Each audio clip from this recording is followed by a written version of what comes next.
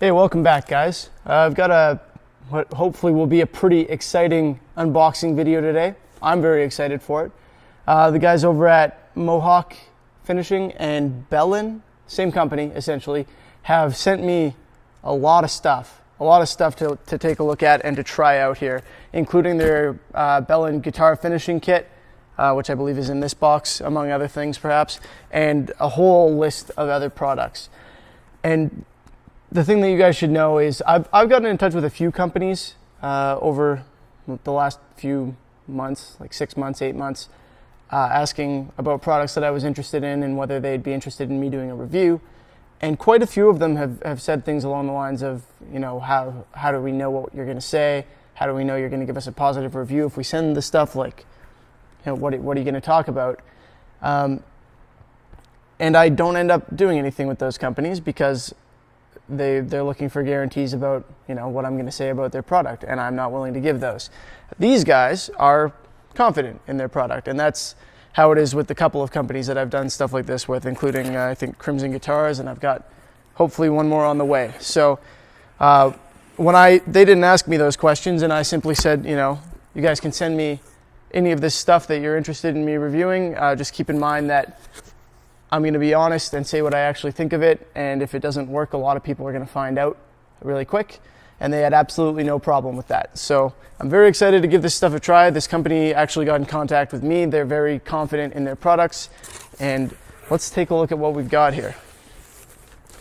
So in this box, we have the guitar finishing kit from Bellin. Just a second. So here we go. We've got their whole kit. It comes with what appears to be a fairly full set of instructions. So I'm definitely excited to give this a try. I get the feeling I'm going to follow my own instructions and maybe not read all of this, but yeah, this looks good. It appears to have toners and clear coats and the whole shebang in there. Caution, do not cut into product. Oh, wow. Okay, so there's more to this than I thought, actually. It comes with sandpaper. A whole bunch of sandpaper. Wow. 1500 grit, 2000 grit. And we've got some stuff we got 150, 320, 800. Everything you need here, apparently, for finishing right from the wood all the way through to polishing appears to be in here. So that is fantastic. What else do we have? Yes. Wood finishing and repair DVD and a guitar finishing DVD. So those will make for an interesting watch. I might actually have a look at those, despite me being arrogant and thinking I know what I need to know about guitar finishing. It's always good to learn how other people do it. Wow, this is a lot of stuff. Polishing rags, I believe. Yes. Wool lube for, I believe, the initial polishing. I'll have to double check that. Yep, rubbing lubricant. And polishing compound. It says Buffers Polish on it. So that's what we need to polish what appears to be a lacquer finish here. What's this? Fingerboard oil. Awesome. I'm going to have to find out what this pad is for. Probably for polishing, but I'm not 100% sure on that. It might be for oiling the fretboard. Deluxing compound. Oh, wow. So this is also for buffing. So maybe I'm confused about what that wool lubricant is. I'm going to have to take a very close look at this. We're definitely going to do a project with this. This is going to be awesome. Finish rub. Maybe we've got a couple polishing options here. This might take more than one tutorial. Stringed instrument lacquer. A lot of stringed instrument lacquer. Is this all clear? All right, these all appear to have the same number, these stringed instrument lacquer cans so far. Oh, here we go. Those are stringed instrument lacquer. This is guitar toner. Guitar toner, so these are the colors for doing a burst finish.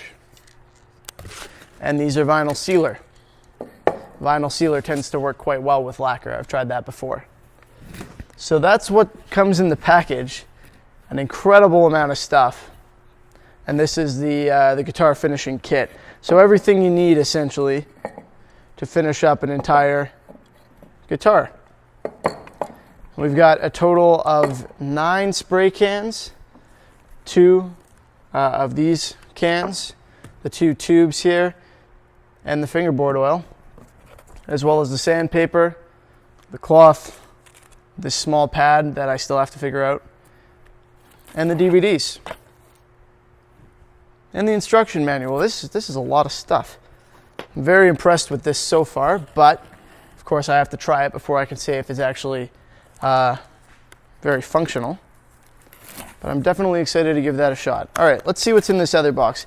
Now, I should know what's in this box because it's all stuff that I expressed an interest in trying.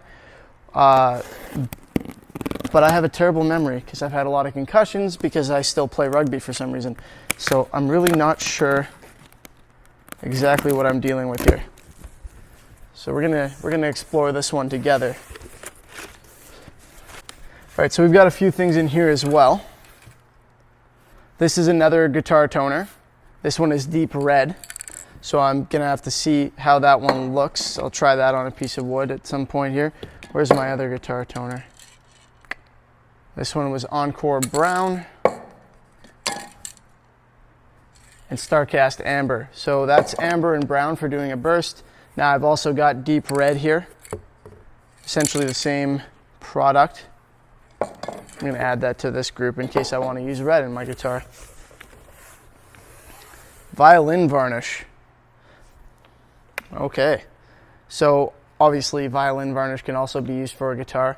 I don't have a violin that I'm willing to refinish at this point, so I'm going to probably try that on something else, maybe on a piece of walnut or something. I want to see how that looks. Varnish is something that you can apply by hand. So it's an option that a lot of people have been asking me about, and I just haven't really gotten around to doing a video about it.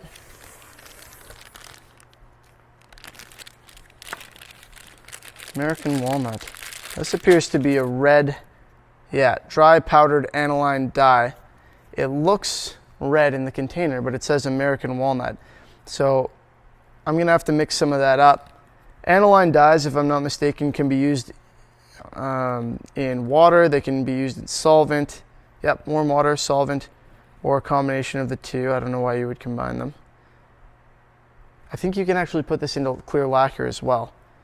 I'll have to give that a try. Aniline dyes are beautiful when you're using figured wood. If you're using anything like the flamed or quilted maple or something like that, aniline dyes are an awesome option to mix into your stuff. I believe that's what PRS uses when they do their finishes.